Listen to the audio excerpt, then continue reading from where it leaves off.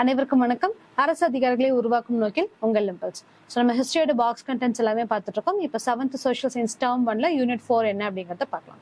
So unit 4 அப்படிங்கிறது Delhi sultanate. So Delhi sultanate பத்தி இங்க ஃபுல்லாவே கொடுத்துருக்காங்க, ஓகேங்களா. ஸோ டெல்லி சுல்தானேட்ல கில்ஜி வம்சத்தை சார்ந்தவங்களா இருப்பாங்க. ஸோ கில்ஜி, அதுக்கப்புறம் சகித், அதுக்கப்புறம் இஸ்லாம் அப்படிங்கிறதெல்லாம் வந்திருக்கும், ஓகேங்களா.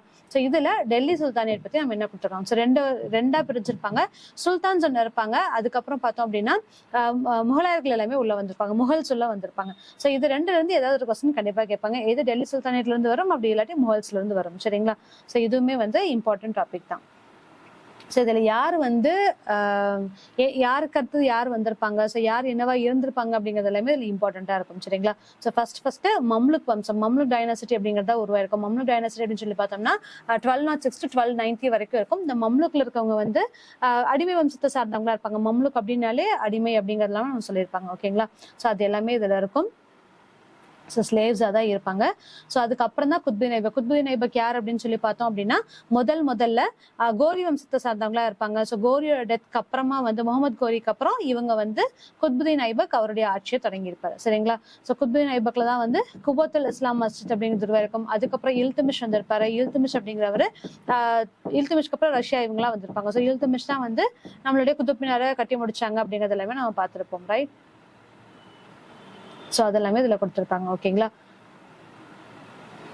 யார் மூலியமா ஆரம்பிச்சிருப்பாங்க அப்படின்னு சொல்லி பார்த்தோம்னா ஆக்சுவலா குத்புதீன் ஐபக் பீரியட்ல தான் நம்மளோட குதுப் மினார் ஸ்டார்ட் ஆயிருக்கும். ஆனா முடிச்சது யார் அப்படின்னு சொல்லி பார்த்தோம்னா இல்துமிஷா இருப்பாங்க, ஓகேங்களா. ஸோ அவருடைய மருமகன் அவங்களே வருவாங்க. அதுக்கப்புறம் ரஷ்யா, அதுக்கப்புறம் கியாசுதீன் பால்பனுக்கு அப்புறம் கில்ஜி டைனாசிட்டி உருவாக ஆரம்பிச்சிருக்கும்.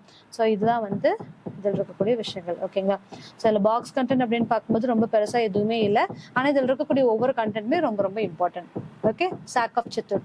ஸோ சித்தூர் அப்படிங்கறதுல என்ன சித்தூர் ஃபோர்ட்ல ஒரு பழக்கங்கள் அவங்களுக்கு நடைமுறை இருக்கும். என்ன அப்படின்னு சொல்லி பார்த்தோம்னா ஜவ்ஹர் அப்படின்னு சொல்லி சொல்லுவோம். ஸோ ஜவ்ஹர் அப்படிங்கிறது என்ன அப்படின்னா இது ஒரு கூட்டு சதி அப்படின்னு சொல்லி நம்ம சொல்லுவோம்.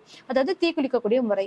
அங்க இருக்கக்கூடிய ரஜபுத்ல இருக்கக்கூடிய அரசர் என்ன பண்ணுவாங்க அப்படின்னா அவங்க நாட்டை ரொம்ப ஸ்ட்ராங்கா வச்சு பாத்துக்குவாங்க. ஒருவேளை இன்கேஸ் அவங்களால அவங்க நாட்டை காப்பாற்ற முடியல அப்படிங்கும் போது அந்த ஊர்ல இருக்கக்கூடிய மென்ஸ் எல்லாமே வெளியே போய் பேட்டில் ஃபீல்ட்ல உயிரிழந்துருவாங்க. இங்க விமன்லாம் என்ன பண்ணிருப்பாங்க அப்படின்னா அவங்களையோ அவங்க நாட்டையோ வேற ஒருத்தங்க கைப்பற்ற கூடாது அப்படிங்கறதுனால ஒரு கூட்டு தற்கொலை முயற்சியை அவங்க எடுப்பாங்க. ஸோ அங்க இருக்கக்கூடிய ஒரு தீர எல்லாருமே போய் விழுந்து அவங்களே இறந்துருவாங்க. ஸோ இதான் ஜவ்ஹர் முறை அப்படின்னு சொல்லி சொல்லியிருப்போம். ஸோ முதல்ல நம்ம சொல்லியிருப்போம் பத்மாவத் அப்படிங்கிற மூவில இதைத்தான் கிளியரா எக்ஸ்பிளைன் பண்ணியிருப்பாங்க, ஓகேங்களா. ஸோ இப்ப நம்ம சாக் ஆஃப் சித்தூர் அப்படிங்கிறது என்னன்னு பார்க்கலாம். 1303 when Alauddin's army overwhelmed the Rajput army in Chittoor, and in the context of threat of defeat, the men and women of the fortress, in accordance with their old custom, performed the rite of Jawhar. So என்ன அப்படின்னா according to this custom, left with no other way to survive, the men would go out and die in the field of battle, and women would burn themselves on a pyre, ஓகேங்களா. So இப்படிதான் கூட்டு தற்கொலை அப்படிங்கறத இவங்க செஞ்சுக்குவாங்க அப்படிங்கறத சொல்லியிருக்காங்க, ஓகேங்களா. So இவங்களுடைய ஒரு கஷ்டம், ஒரு பாரம்பரியமா இவங்க அதை ஃபாலோ பண்ணிட்டு இருந்தாங்க அப்படிங்கறத சொல்லுவோம். துக்ளக் டைனாசிட்டி பொறுத்த வரைக்கும் யார் ஃபர்ஸ்ட் வராங்க அப்படின்னு சொல்லி பார்த்தோம்னா கியாசுதீன் துக்ளக் வராரு. அதுக்கப்புறம் முகமது பின் துக்ளக் வராங்க. ஸோ அதுக்கப்புறமா யார் வராங்க அப்படின்னு சொல்லி பார்த்தோம்னா ஃபெரோஷா துக்ளக் அப்படிங்கிறது வருவார், ஓகேங்களா. ஸோ அடுத்த ஒன் ஆஃப்டர் இவங்க யார் வராங்க அப்படிங்கறத ஆர்டர்ஸ் தெரிஞ்சு வச்சுக்கோங்க. ஸோ இந்த பாக்ஸ் என்ன கொடுத்துருக்காங்க அப்படின்னா முகமது பின் துக்ளக். ஸோ முகமது பின் துக்ளக் என்ன பண்றாரு அப்படின்னா டெல்லியில இருந்து தௌலதாபாத்துக்கு அவருடைய கேபிட்டலை மாத்துறாரு, ஓகேவா. Moved his capital from Delhi to Daulatabad. He displaced all the citizens of Delhi and also the cattle. So அங்கிருந்து திருப்பி அவங்களுடைய தௌலதாபாத்ல மறுபடியும் டெல்லிக்கு மாத்திருப்பாங்க. அப்படி மாத்தும் போது மேக்ஸிமம் ஆஃப் பீப்புள் அங்கிருந்து திருப்பி வரல அப்படிங்கிற விஷயமும் இதுல சொல்லியிருப்பாங்க, சரிங்களா. ஸோ இது எல்லாத்தையுமே மாத்திருக்காங்க அப்படின்னு சொல்லி கொடுத்துருக்காங்க. முகமது பின் துக்ளக்ல அவங்களுடைய காயின்ஸ் என்ன மாதிரி இருக்கும் அப்படிங்கிறதுக்கான ஒரு எக்ஸாம்பிளும் இதுல கொடுத்துருக்காங்க. ஸோ ஃபெரோஷா துக்ளக்கை பொறுத்த வரைக்கும் டாம்ப் ஆஃப் ஃபெரோஷா துக்ளக் தான். ஸோ அவங்களுடைய கலரை எப்படி இருக்குங்கிறது சொல்லியிருக்காங்க, ஓகேங்களா. ஸோ துக்ளக் டைனாசிட்டி எதுல இருந்து ஆரம்பிச்சு கிட்டத்தட்ட பெஷாவர் நம்மளுடைய பாகிஸ்தான்ல இருந்து ஆரம்பிச்சு பார்த்தோம் அப்படின்னா இந்தியாவில ஆல்மோஸ்ட் எல்லா ஏரியாலையுமே இருக்கும்.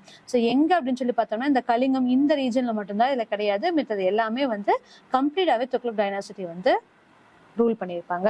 ஸோ இதுல சையத் டைனாசிட்டி வந்திருக்கும். ஸோ அதுக்கு முன்னாடியே வந்து பார்த்தோம் அப்படின்னா தைமூர் இன்வேஷன். ஸோ தைமூர்ல இருந்தா வந்து சையதே வந்திருப்பாங்க. ஸோ இதுல இருந்து அதுக்கப்புறம் ஆப்போசிட்ல முகல்சுல்லா வருவாங்க. சரிங்களா?